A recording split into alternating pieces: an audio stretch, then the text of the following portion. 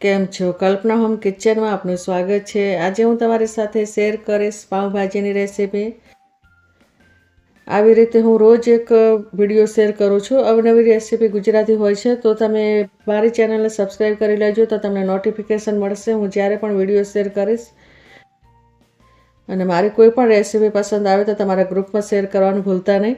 અને હવે આપણે શરૂઆત કરીએ પાઉંભાજી બનાવવાની। તો સૌપ્રથમ આપણે એક કઢાઈ લઈશું અને એના અંદર આપણે 50 ગ્રામ તેલ લેવાનું છે અને અંદર આપણે 2 ટીસ્પૂન બટર લઈશું। બટર અને તેલથી આનો જે ટેસ્ટ સરસ આવે છે। અને અંદર આપણે ડુંગળી ઉમેરીશું ઝીણી કટિંગ કરેલી, જે મેં ડુંગળી 100 ગ્રામ લીધેલી છે।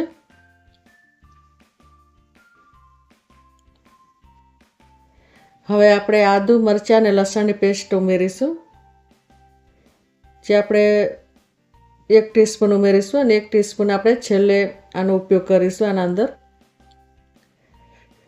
આ રેસીપી તમે એન્ડ સુધી જોજો કે આને આપણે છેલ્લે એક અલગ રીતે જ બનાવવાની છે અને આવી રીતે આપણે બરાબર મિક્સ કરી લઈશું। હવે આપણે કેપ્સિકમ છે તેની પેસ્ટ બનાવેલી છે, જે મેં 100 ગ્રામ બનાવી છે, તો એને પણ આપણે ઉમેરીશું અંદર અને મિક્સ કરીશું બરાબર। હવે આપણે જે ટામેટાં છે તે પણ 100 ગ્રામ છે, તેની મેં પેસ્ટ બનાવી છે, તે આપણે ઉમેરીશું, તેને પણ આપણે બરાબર મિક્સ કરી લઈશું।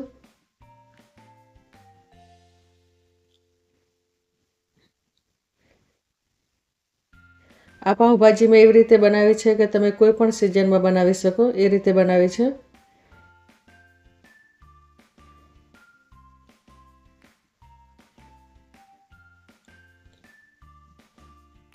હવે આપણે જે પાઉંભાજી મેકર છે તેનાથી આપણે બરાબર મિક્સ કરી લેવાનું છે।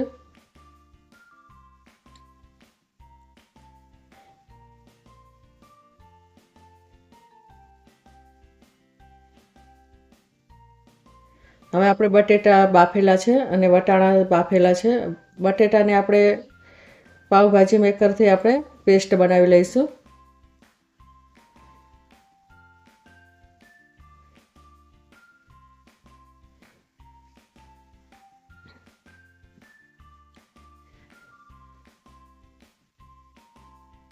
અને હવે આપણે આ જે બટેટાની પેસ્ટ અંદર ઉમેરીશું અને આપણે જે વટાણા છે જે બાફેલા છે તેને પણ આપણે ઉમેરીશું। આ લીલા વટાણા છે, પણ જો તમારે બિન સિઝનમાં બનાવવા હોય તો તમે સૂકા વટાણાને પલાળીને ઉમેરી શકો છો।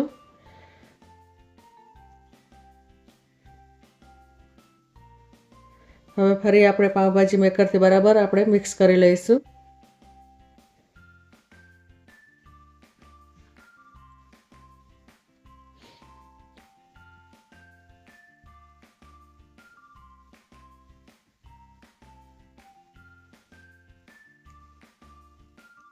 હવે આપણે અંદર ગરમ પાણી ઉમેરવાનું છે અને ગરમ પાણી આપણે આના અંદર જ્યારે પણ પાણી ઉમેરવાનું હોય ત્યારે ગરમ પાણી જ ઉમેરવાનું અંદર। ગરમ પાણી ઉમેરવાથી તેનું કલર અને ટેસ્ટ જળવાઈ રહે છે, એટલા માટે આપણે ગરમ પાણીનો જ ઉપયોગ કરવાનો। અને આમ પણ તમે કોઈ પણ શાક બનાવો તો જો વચ્ચેથી પાણી ઉમેરવું હોય તો ગરમ પાણી ઉમેરવાથી એનો ટેસ્ટ વધી જાય છે। હવે આપણે પાઉંભાજી મેકરથી બરાબર મિક્સ કરી લઈશું।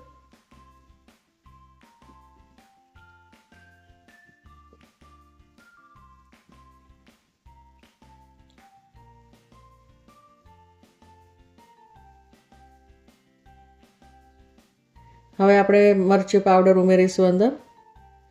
આવી રીતે આપણે બધા મસાલા કરી લઈશું। હવે ધાણા જીરું ઉમેરીશું અંદર અને હળદર ઉમેરીશું। હળદર આપણે થોડી જ ઉમેરવાની છે અને મરચું અને ધાણા જીરું આપણે 1 ટીસ્પૂન ઉમેરવાનું છે, જ્યારે હળદરને 1/2 ટીસ્પૂન ઉમેરવાની છે। હવે બરાબર આપણે મિક્સ કરી લઈશું।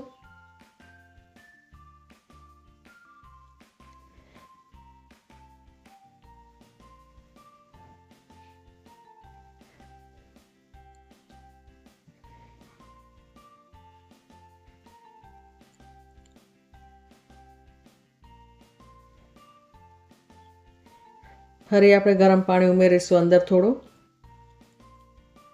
જ્યારે પણ જરૂર પડે ત્યારે આપણે ગરમ પાણી અંદર ઉમેરવાનું છે.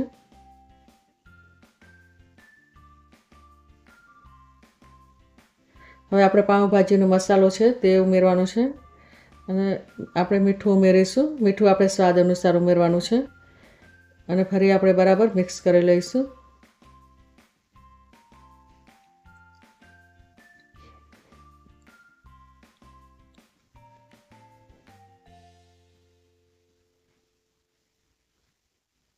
આ મારી પાઉંભાજીની બીજી રેસીપી છે. મારી ચેનલમાં એક રેસીપી મેં પાઉંભાજીની પહેલાં શેર કરેલી છે, તે પણ તમે જરૂરથી જોજો.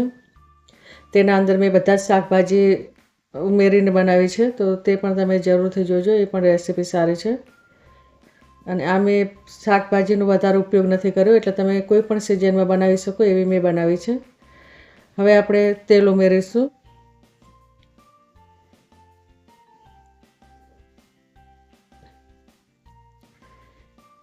તેલમાં આપણે લીલા ધાણા ઉમેરવાના છે અને આદુ મરચાં અને લસણની પેસ્ટ આપણે 1 ટીસ્પૂન ઉમેરવાની છે.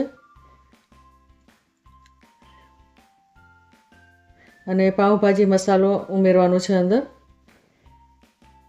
અને આપણે કલર માટે કાશ્મીરી લાલ મરચું ઉમેરવાનું છે કે જેનાથી આનો કલર સારો આવે છે. હવે આપણે આ જે પાઉંભાજી છે તેના અંદર મિક્સ કરીશું. આવી રીતે આપણે આ જે મસાલો છે તે બરાબર મિક્સ કરી લેવાનો છે અને આવી રીતે ઉપરથી આપણે આવી વઘાર ઉમેરવાથી આનો જે ટેસ્ટ એકદમ વધી જાય છે અને એકદમ સરસ બને છે આ પાઉંભાજી. આવી રીતે આપણે બરાબર મિક્સ કરી લેવાનું છે.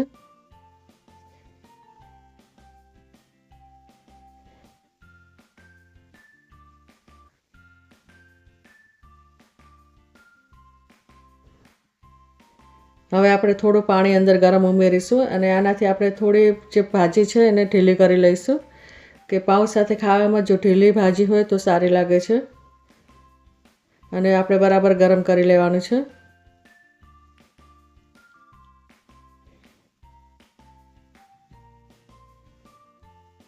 હવે આપણે એક વાસણમાં થોડું બટર લઈશું અને બટરની જગ્યાએ તમે તેલનો પણ ઉપયોગ કરી શકો છો.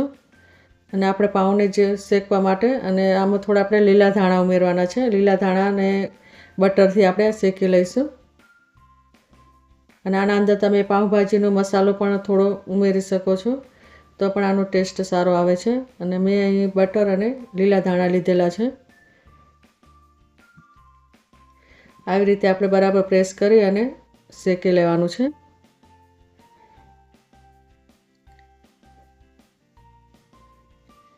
આવી રીતે આપણે 2 મિનિટ શેકી લેવાનું છે.